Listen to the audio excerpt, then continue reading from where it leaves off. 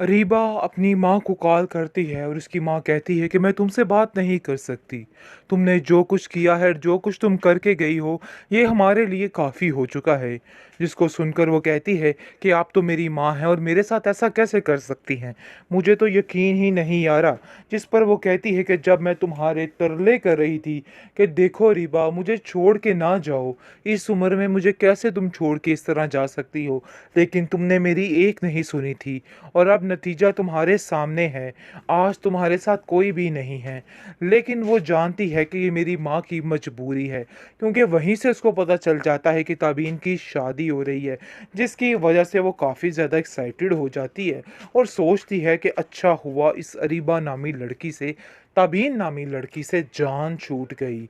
लेकिन जी जान कहाँ छूटी, जान तो तुम्हारी अब पल्ले पड़ने वाली है, क्योंकि इसको पता ही नहीं है कि वो क्या कर रही, क्योंकि वो सोच रही है कि ये सब कुछ करने से अयान उसके हाथ आ जाएगा। तो मिस, ये बिल्कुल गलत तुम्हारा जहन है। ऐसा कोई सीन नहीं होने वाला। अयान मज़ीद ताबीन की तरफ होता जा रहा है, उसका दिमाग बिल्कुल ख़राब सा होता जा रहा है कि आखिर ये सब कुछ क्या हो गया, कैसे सारा कुछ बदल गया।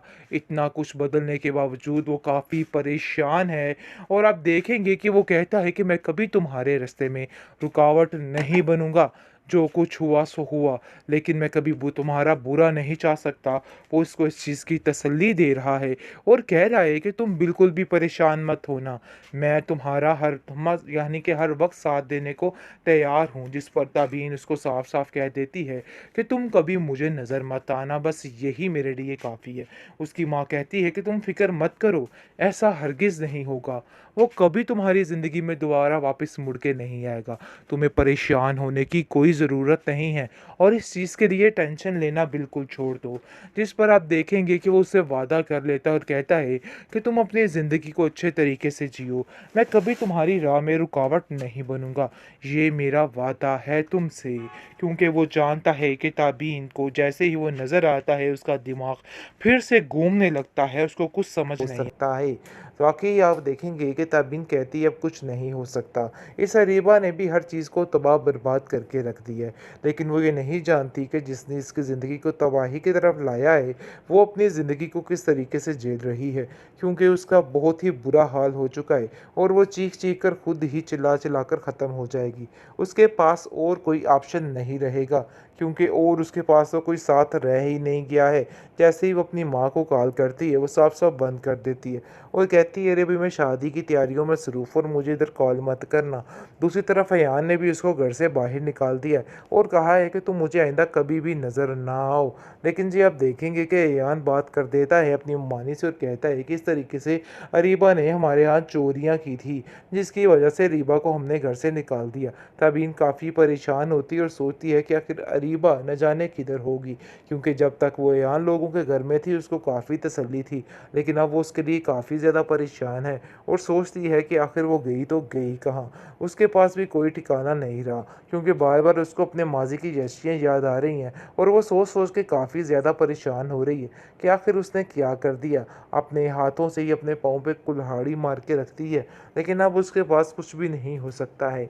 अब उसको सिर्फ़ और सिर्फ़ अपने किए की सज़ा मिलेगी और सबसे माफ़ियाँ तलाफ़ियाँ मिलेंगी। इसके अलावा और वो कुछ भी नहीं कर पाएगी, क्योंकि उसके पास कोई ऑप्शन बाकी नहीं बचा है। इसलिए जी आप देखेंगे कि बहुत जल्द वो मरने से पहले तबीन से माफ़ी मांगने की इल्तिजा करेगी कि मैं उससे माफ़ी मांगना चाहती हूँ और उसको बताना चाहती हूँ कि जो कुछ भी हुआ उसके लिए वो उसको माफ़ कर दे, क्योंकि उसने बहुत ज़्यादा गलत किया है उसके साथ। ड्रामा सीरियल कठपुतली काफ़ी ज़्यादा इंटरेस्टिंग मोड पे आ चुका है। नाज़रीन, जैसा कि आपने देखा कि हरीबा जो है हालो बेहाल हो चुकी है। उसको कुछ समझ नहीं आ रही, कभी कहीं जाके मदद मांग रही थी और कभी कहीं जाके, यानी कि मतलब दर बदर की ठोकरें खा रही थी। लेकिन जी होशो हवास खो बैठती है, जिसकी वजह से उसका बीच राह में एक्सीडेंट हो जाता है। जी एक्सीडेंट भी ऐसा वैसा नहीं, काफ़ी ज़्यादा गहरा किस्म का सदमा लगा होता है उसको और ये साफ नज़र आ रहा होता है। लेकिन जी आप देखेंगे कि बहुत जल्द ये सारा किस्सा इसका तमाम होने वाला है, क्योंकि उसने जो कुछ करना था सो कर लिया। अब मज़ीद ऐसा कुछ भी नहीं होने वाला है। यानी कि मतलब तबीन के साथ जो कुछ भी इसने करना था अब कर लिया। अब तबीन की ज़िंदगी में इसकी वजह से कोई टेंशनें नहीं आएँगी, कोई रुकावटें नहीं आएँगी। ये अपनी ज़िंदगी में खुशबाश रहेगी और सारा मामला ठीक हो जाएगा। आप देखेंगे दूसरी तरफ अयान जो है वो काफ़ी ज़्यादा परेशान है और माफ़ी-तलाफ़ी कर रहा है ताबीन से और कहता है कि मुझे सब पता चल चुका है कि मैंने ही गलत किया था और मुझे अब इस चीज़ का अंदाज़ा हो चुका है, लेकिन मेरे पास इस चीज़ के अल्फ़ाज़ नहीं है कि आखिर मैं क्या करूँ और क्या ना करूँ। जिस पर ताबीन उसको कहती है कि अब इस बातों को लेके पछताने का तो कोई फ़ायदा ही नहीं बनता, इसलिए बेहतर यही है कि इन सारी फ़ज़ूल बातों को लेके दोबारा कोई भी ऐसी बात मत दोहराइए जिससे कोई मसला हो। खैर आप देखेंगे कि तबीन काफ़ी परेशान नज़र आ रही है और ये परेशानी सबको दिखाई दे रही है। तबीन का बाप तबीन से पूछता है कि आखिर ऐसा क्या मसला हो गया कि तुम्हारी परेशानी दिन ब दिन बढ़ती जा रही है। देखो इस तरह की परेशानी तुम्हारे लिए बहुत ज़्यादा परेशान कुन साबित हो सकती है और तुम्हारा काफ़ी ज़्यादा मसला भी बन सकता है। इसलिए अपने चेहरे को फ्रेश करो और इस तरह का रवैया रखने की बजाय अपने चेहरे पर थोड़ा खिलाओ लाओ और तुम देखो क्या हो रहा है और क्या नहीं। लेकिन जब देखेंगे तब इनकी फूफो जो है वो उसको काफ़ी हौसला दे रही है और कह रही है कि इस तरह तो सबको पता चल रहा है कि तुम वाकई में बहुत उदास और परेशान हो, इसलिए इन बातों को करने का कोई फ़ायदा नहीं है और अपने आप को ठीक रखने की कोशिश करो। बहरहाल रेयान जो है वो सारा कुछ बता देता है तब इनको कि मुझे इन सब चीज़ों का पता चल गया है कि किसने क्या गेम रचाई थी और किसने क्या गेम नहीं रचाई थी, इसलिए इन सब चीज़ों के लिए माफ़ी तो मैं नहीं मांग सकता क्योंकि वो वक्त दोबारा वापस नहीं आ सकता। लेकिन अब क्या हो सकता है, वाक़ई आप देखेंगे कि तबीन कहती है अब कुछ नहीं हो सकता। इस अरीबा ने भी हर चीज़ को तबाह बर्बाद करके रख दिया है। लेकिन वो ये नहीं जानती कि जिसने इसकी ज़िंदगी को तबाही की तरफ लाया है, वो अपनी ज़िंदगी को किस तरीके से झेल रही है। क्योंकि उसका बहुत ही बुरा हाल हो चुका है और वो चीख-चीख कर खुद ही चिल्ला-चिल्ला कर ख़त्म हो जाएगी।